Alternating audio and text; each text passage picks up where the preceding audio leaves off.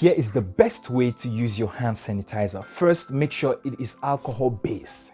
Check the container to make sure alcohol is written on it. Next, spend at least 20 seconds rubbing your fingers and your hands.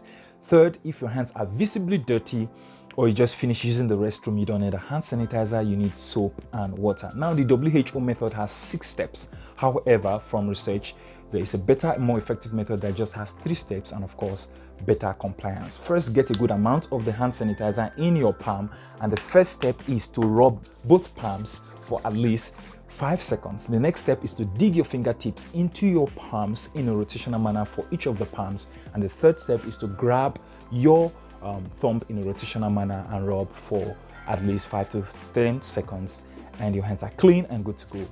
Take charge of your health and happiness.